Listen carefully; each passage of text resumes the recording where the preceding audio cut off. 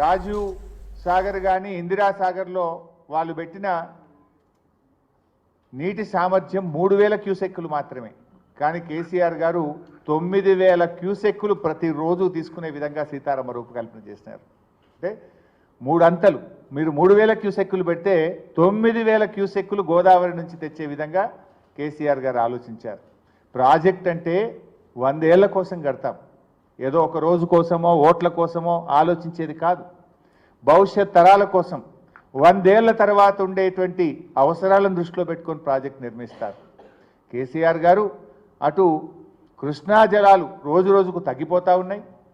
కృష్ణాలో నీళ్లు రాకపోయినా గోదావరి నీళ్లతో సాగర్ ఆయకట్టును కూడా సప్లిమెంట్ చేయాలని ఆలోచన చేశారు.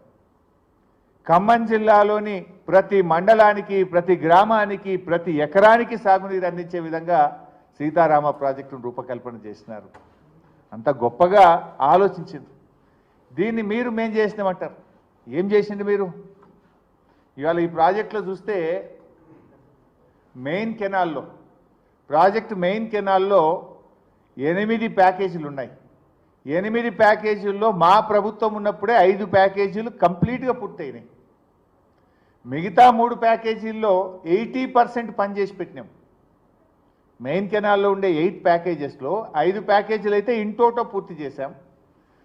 మిగతా 3 ప్యాకేజీల్లో కూడా 80% పని పూర్తయింది. అంటే ఓవరాల్గా ప్రాజెక్ట్ చూస్తే 90% వర్క్ డన్. పంపులు, మోటార్లు అన్నీ కూడా అప్పుడే పెట్టినాం. వాళ్ళు ఇప్పుడు ఇలా మొదటి పంప్ హౌస్ కానీ, రెండవ పంప్ హౌస్ కానీ, మూడవ పంప్ హౌస్ కానీ వాళ్ళు ఏదైతే ఆన్లు చేస్తున్నారో, ఇలా కట్కలు ఒత్తుతున్నారో, పంప్ హౌస్ల నిర్మాణం కానీ, మోటార్లు బిగించడం కానీ, సబ్స్టేషన్ల నిర్మాణం కానీ, ఈ 3 పంప్ హౌసులు కూడా బీఆర్ఎస్ ప్రభుత్వ హయాంలో జరిగినవే.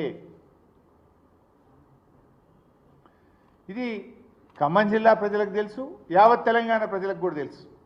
కానీ ఇక వీళ్ళు మాత్రం అక్కడ పోయి ఏదో నెత్తి మీద నీళ్లు చల్లుకోగానే తమ పాపాలన్నీ పోతాయి అన్నట్టు ఇదంతా మేమే చేసినామని ప్రజలు నమ్మిస్తామని అనుకోవడం అది పొరపాటు. ఎందుకంటే ఆ ప్రాజెక్టు పేరే సీతారామ ప్రాజెక్ట్.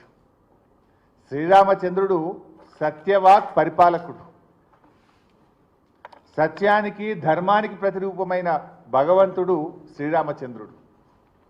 ఆయన పేరు మీద కట్టిన ప్రాజెక్టుపై అసత్య ప్రచారాలు చేస్తే మిమ్మల్ని ఆ భగవంతుడు కూడా క్షమించడు. మీరేదైనా నిజంగా నిర్మాణం చేసి మీ హయాంలో పూర్తి చేస్తే ఆ విజయాలు మీరు చెప్పుకోండి, మాకేం అభ్యంతరం లేదు.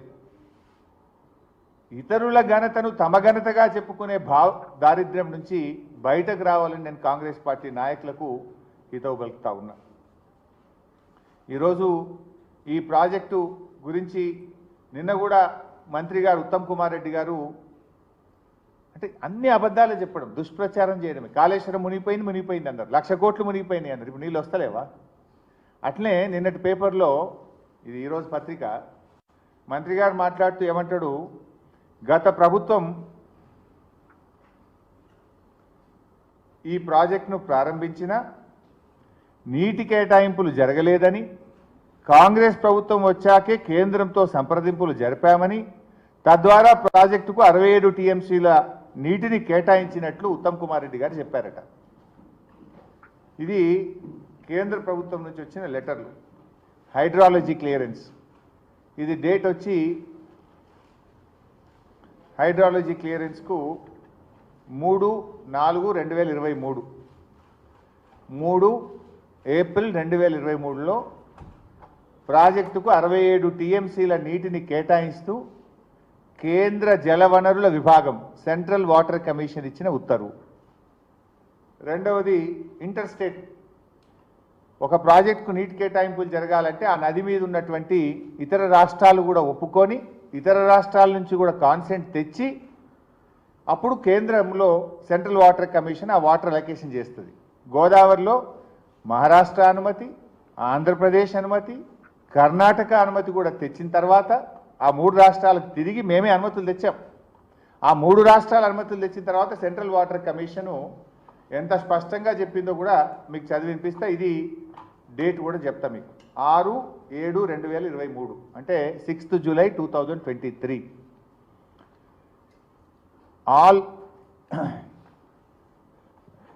as planned utilization from the project is much below the 75% dependable net yield at project site, and downstream sanction utilizations have been duly taken care of.